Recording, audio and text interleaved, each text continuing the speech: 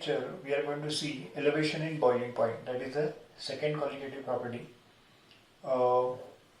First thing first, let us just try and understand what is boiling point. I have actually given you the definition of boiling point. I'll just try and explain it again. It is the temperature at which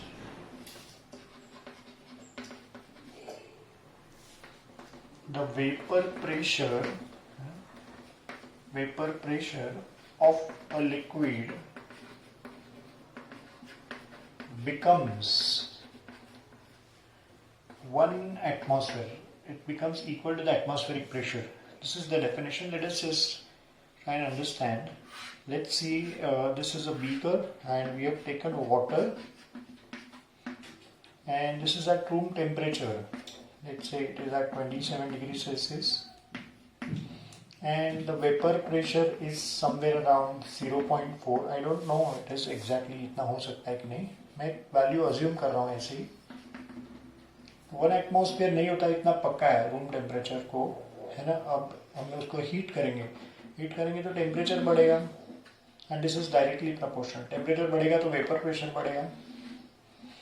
ये water का temperature room temperature से 100 degree Celsius जब होता है तब ये 0.4 atmosphere का मान लो शुरू होके 1 एटमॉस्फेयर हो गया. इसके लिए ये क्या हो गया, this becomes the boiling point. So what is boiling point? ये वाटर का boiling point, it is a temperature at which the vapour pressure of a liquid becomes 1 atmosphere. Heat करने से पहले नहीं होता है, हीट करते करते टेम्परेचर बढ़ता है और वेपर प्रेशर बढ़ के 1 एटमॉस्फेयर जब होता है तब पी का टेम्परेचर यानी boiling point. Okay, these two results are very important. Vapor pressure is directly proportional to temperature, and vapor pressure of pure solvent is always greater than vapor pressure of solution. This shows the lowering in vapor pressure. With the help of this, now we will understand the second colligative property, that is elevation in boiling point. Elevation means increase in boiling point.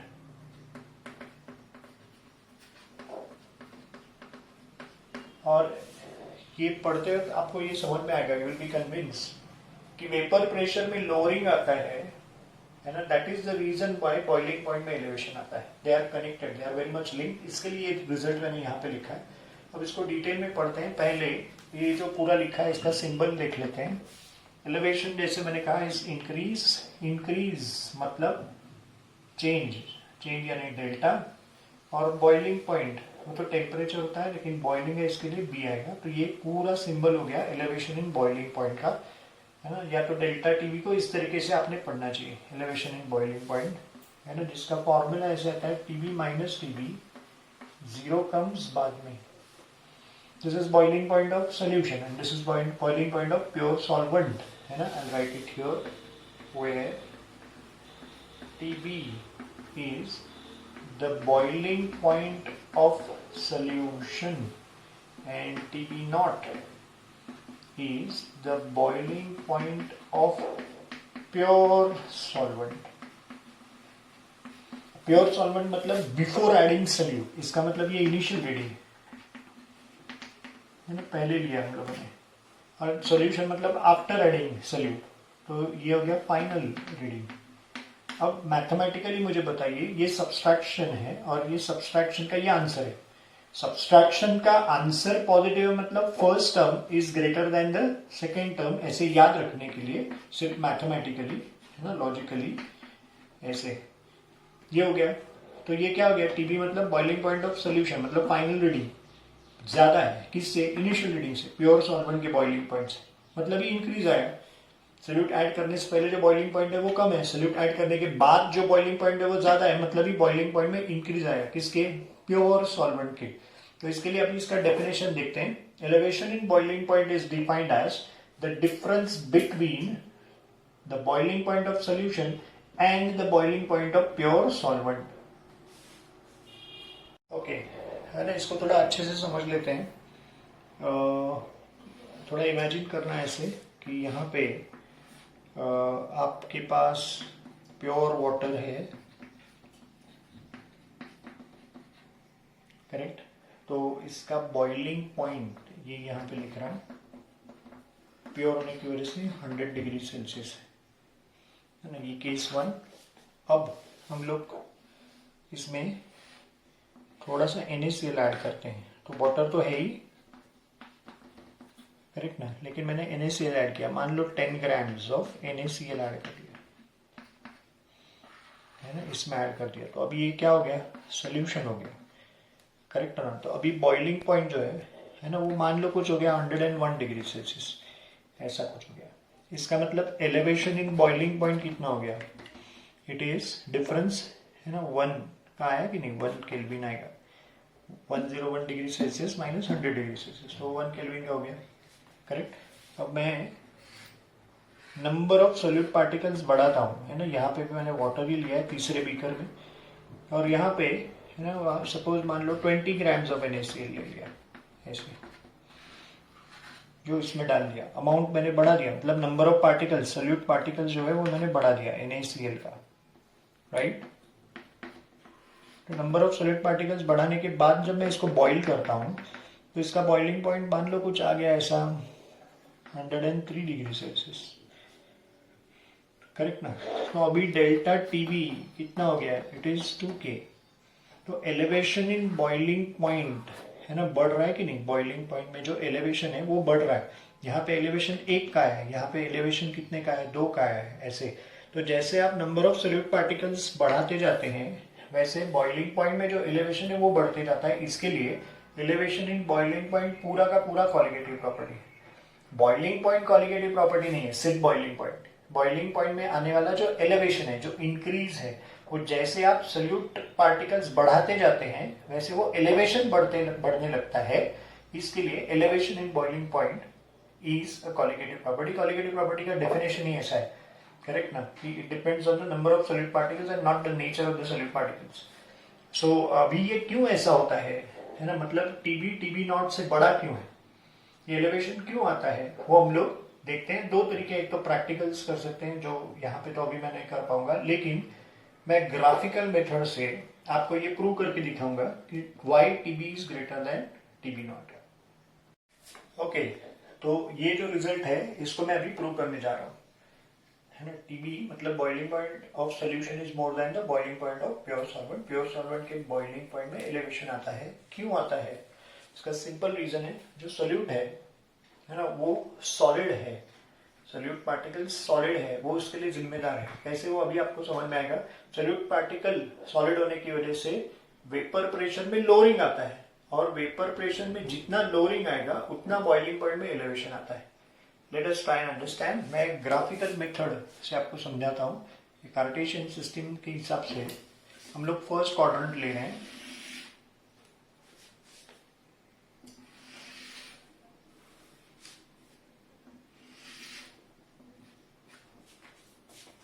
so this is the positive side of y-axis, this is positive side of x-axis, this is the origin. So मैं इधर first quadrant में हूँ। यहाँ पे मैं लूंगा vapour pressure which will increase in the upward direction, and here I am going to take temperature which will increase from left to right, correct। और ऐसा मान लेते हैं कि पहला ग्राफ जो हम लोग सॉल्वेंट के लिए निकालेंगे, और यहाँ पे वेपर प्रेशर का कुछ 0 एटमॉस्फेयर है, 0.1 0.2 करते करते यहाँ पे आया सपोज 1 एटमॉस्फेयर, क्योंकि बॉइलिंग पॉइंट के डेफिनेशन में 1 एटमॉस्फेयर आना जरूरी है। तो यहाँ से अगर मैं लाइन निकालता हूँ parallel to X axis perpendicular to Y axis ऐसे, तो any point on this line the vapour pressure is going to be 1 atmosphere. So let me first take the boiling point here of pure solution, ये pure solvent, sorry ये boiling point of pure solvent है यहाँ पे। तो ये क्या आएगा, ये टेम्परेचर है, initial temperature, sorry it is not boiling point, it is the temperature, room temperature, initial temperature. अभी फिर इसके बाद बॉइल करेंगे, हीट करेंगे तो बॉइलिंग पॉइंट मिल जाएगा। तो इससे रिलेटेड जो वेपर प्रेशर मिलेगा वो यहाँ पे कहीं है, क्योंकि जो इनिशियल टेम्परेचर है वो कम है तो वेपर प्रेशर भी कम आएगा। तो इनिशियल वेपर प्रेशर है प्योर सॉल्वेंट का, इसके लिए P1 नॉट दे रहा हूँ, ये इनिशियल टेम्परेचर है, करेक्ट। अब हम हीट करेंगे मतलब क्या करेंगे, टेम्परेचर बढ़ाएंगे, वैसे वेपर प्रेशर भी बढ़ेगा, है ना, दे आर डायरेक्टली प्रोपोर्शनल। तो graph will move like this, correct ना। यहाँ पे आपका पॉइंट ऑफ इंटरसेक्शन है, यहाँ पे आपका प्योर सॉल्वेंट है, and the graph will move away away, and the nature of the graph is going to be a curve. ऐसा कर्व आपको मिलेगा, करेक्ट। स्ट्रेट लाइन क्यों नहीं मिलता है, कर्व क्यों मिलता है, मैं आपको बता दूं। स्ट्रेट लाइन कब मिलता है और कर्व क्यों मिलता है। मान लो यहाँ पे जो चेंज हो रहा है उसका मैग्नीट्यूड कुछ तो है 1 1 1 1 1, और यहाँ पे जो चेंज हो रहा है उसका मैग्नीट्यूड भी कांस्टेंट है, कुछ भी ऐसा, मान लो 2 2 2 2। So the ratio of change of magnitude on X axis to axis अगर कांस्टेंट रहेगा तो स्ट्रेट लाइन मिलता है, लेकिन यहाँ पे ऐसा नहीं होने वाला है। ये जो एवरी 1 डिग्री राइज या एवरी 5 डिग्री राइज, वो तो अपने हाथ में, एक्स पे अपना कंट्रोल है कि हर 1 डिग्री सेल्सियस बढ़ा तो वेपर प्रेशर का रीडिंग ले लिया। तो मान लो ये 1 1 1 से बढ़ रहा है, तो ये कभी 1 से बढ़ेगा, कभी 3 से, कभी 1.5 से, कभी 5 से, ऐसे जब फ्लक्चुएट होता है, एक कांस्टेंट है लेकिन एक कम ज्यादा हो रहा है, तब आपको कर्व मिलता है। So you going to get a curve, right. So इस कर्व को कुछ नाम दे देते हैं, let's say curve A B.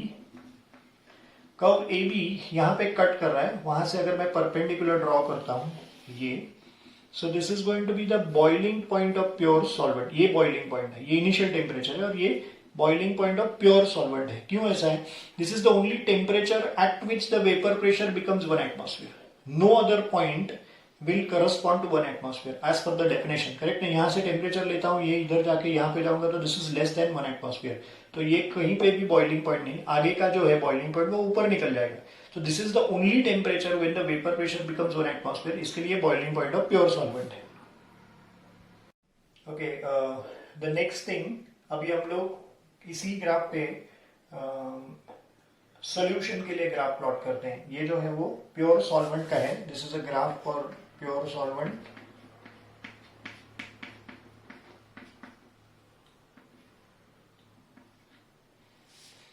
Correct, solution का इनिशियल टेम्परेचर इनिशियली थोड़ा सा ऑलमोस्ट इसके जितना ही रहेगा, थोड़ा सा ज्यादा हो सकता है, क्योंकि डिसोल्यूशन ये एक एक्सोथर्मिक प्रोसेस है ना। तो बेसिकली क्या होगा, सोल्यूशन का जो टेम्परेचर है ना, वो ऑलमोस्ट इसके जितना, लेकिन थोड़ा कम हो सकता है, ज्यादा नहीं, कम होगा, क्योंकि डिसोल्यूशन एक्सोथर्मिक प्रोसेस है। एक्सोथर्मिक मतलब solute ins and heat out, तो थोड़ा सा टेम्परेचर मार्जिनल कम होगा, लेकिन इतना तो पक्का है कि पी नीचे आएगा।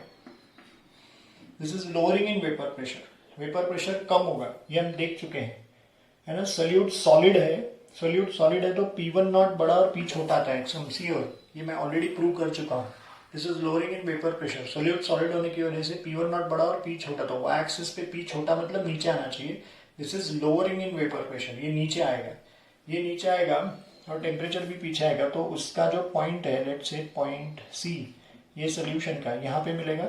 अब सोल्यूशन का टेम्परेचर मैं बढ़ाता हूँ तो सोल्यूशन का वेपर प्रेशर मतलब पी भी बढ़ेगा, then you will have a graph going away again from origin, it will be a curve, let's say curve CD ये, और यहाँ से अगर मैं परपेंडिकुलर ड्रॉ करता हूँ तो ये हो जाएगा boiling point of solution, correct. हम लोग positive side of x axis पे मतलब TB नॉट से बड़ा है ना, हिंस प्रूव्ड, ये हो गया कि नहीं ग्राफिकली, समझ में आ रहा है। अब ये TB बड़ा क्यों है, क्योंकि एक्स एक्सिस पे इसके आगे है ना, positive side of x axis, लेकिन ये आगे क्यों आया, क्योंकि कर्व CD जो है ना, वो कर्व AB के आगे कट कर रहा है। आगे क्यों कट कर रहा है, क्योंकि नीचे से शुरू है, और नीचे क्यों आया, क्योंकि P1 नॉट के नीचे P आया, यहाँ से शुरू है, और P1 नॉट के नीचे P क्यों आया, लोअरिंग इन वेपर प्रेशर क्यों आया, क्योंकि सोल्यूट सॉलिड है।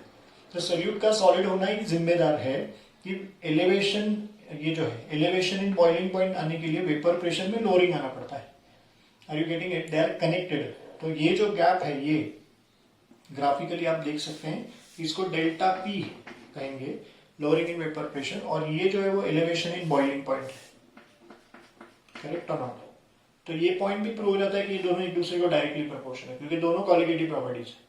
आप जस्ट इमेजिन करो, आपने और सोल्यूट ऐड किया, ये तो चेंज नहीं होने वाला है, P और नीचे आएगा, मतलब ये गैप जो इतना सा है वो बड़ा हो जाएगा, ये बड़ा हो तो C और नीचे आएगा, C नीचे आएगा, कर्व यहाँ से शुरू होगा तो और आगे कट करेगा, मतलब ये इधर ही रहेगा और ये आगे जाएगा।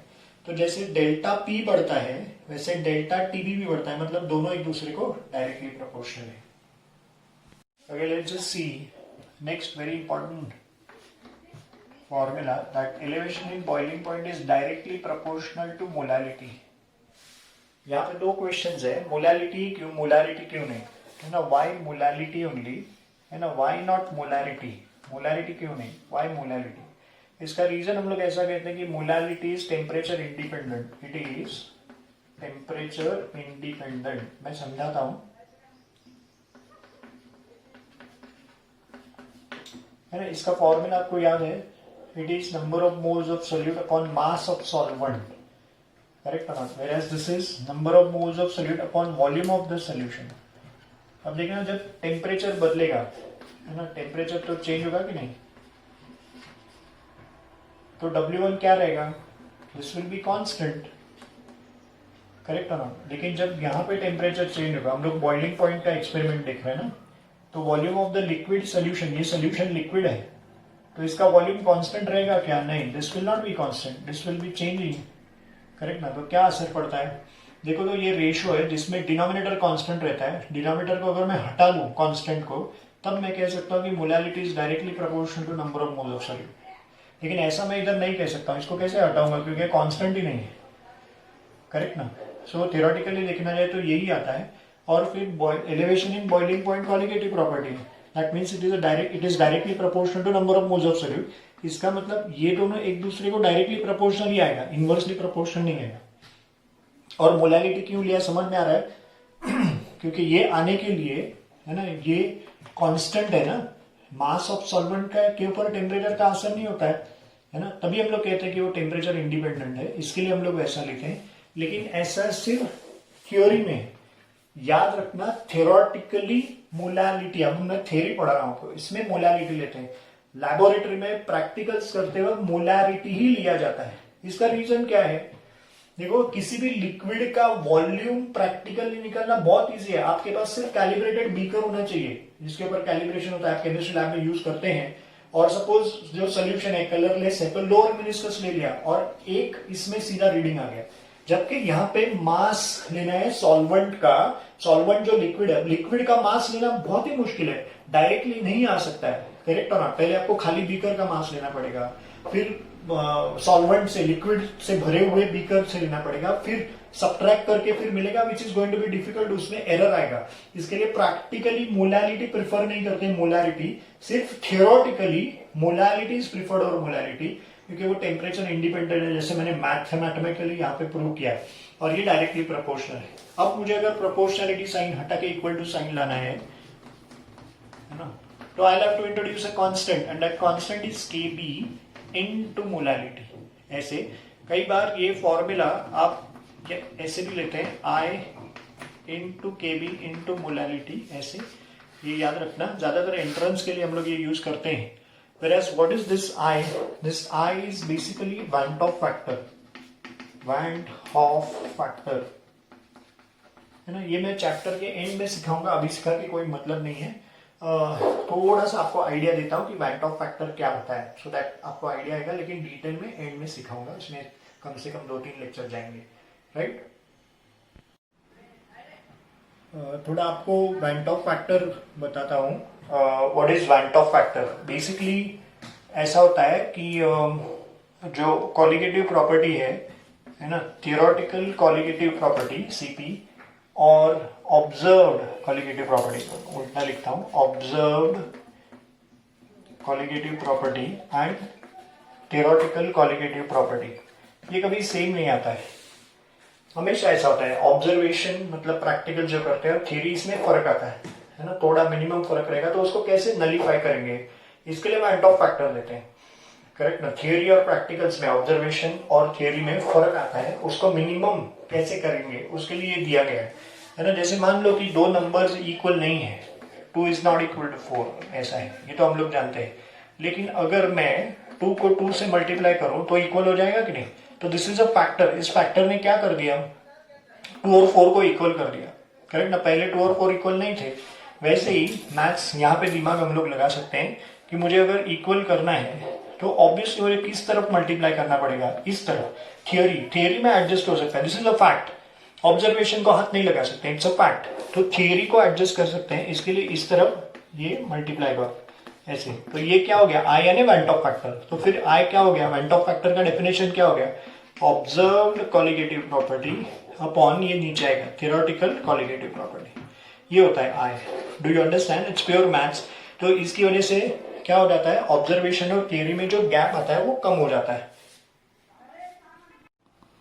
तो फिर ये और ये अलग फॉर्मूला है क्या, ऐसा नहीं है ना। आप देखो ये जो है डेल्टा टीबी वो थियोरेटिकल आएगा। मैंने ऑलरेडी आपको कहा था कि ये जो मोलालिटी है वो थियोरी में हम लोग लेते हैं, तो ये थियोरेटिकल हो गया, करेक्ट और नॉट। तो इसका मतलब ये पूरा क्या हो गया, डेल्टा टीबी थियोरेटिकल, ये डेल्टा टीबी क्या हो गया, थियोरेटिकल। तो ये क्या हो गया, ऑब्जर्व्ड, है ना, और ये थियोरेटिकल। ऑब्जर्व्ड अपॉन थियोरेटिकल क्या होता है, आई। आर यू गेटिंग इट और नॉट, है ना। इसके लिए हम लोग ने ऐसा लिखा है, ये दो फॉर्मूला सेम है, याद रखना। ये जो है वो थियोरेटिकल के लिए दिया है। Are you getting it, okay fine. इसको मैं इक्वेशन 1 कह देता हूं। Now you know what is the formula for molality. Molality is in terms of mass is mass of solute upon molar mass of solute into mass of solvent, अगर grams में रहेगा तो multiplied by 1000। इसको कहते हैं equation 2।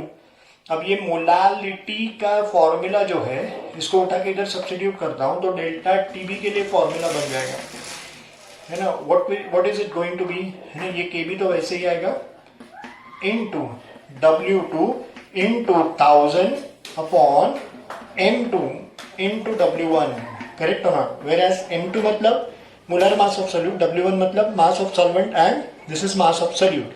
तो एक बार वापस प्रूव हो गया कि elevation in boiling point is inversely proportional to molar mass of solute, मतलब colligative properties are inversely proportional to molar mass of solute. इसके पहले भी एलिवेशन, ये relative lowering of vapour pressure में भी ये प्रूव हुआ था, करेक्ट ना। अब ये दूसरी बार प्रूव हुआ है and this is a very important formula. अब मैं आपको सिर्फ केबी के बारे में इंफॉर्मेशन देता हूं। ओके, केबी के बारे में थोड़ा देख लेते हैं। सबसे पहली बात तो इसका नाम है, famous name is ebullioscopic constant.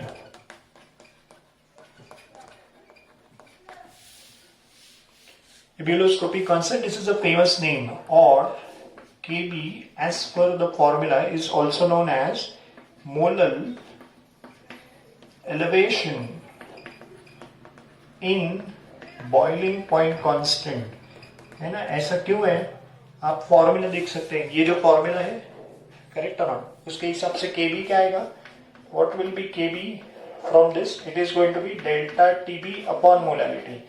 तो नाम क्या हो गया, formula based name, this is molal, molal elevation in boiling point constant. इसका रेशियो इसके लिए ऐसा दिया गया है आपको, राइट। फिर यूनिट्स क्या है वो देख लेते हैं। केबी का units of KB are kelvin KG per mole. ऐसा क्यों है वो भी देख लेते हैं। सी, इसका यूनिट्स क्या है, केल्विन, और मोलालिटी का क्या आता है, it is moles per KG.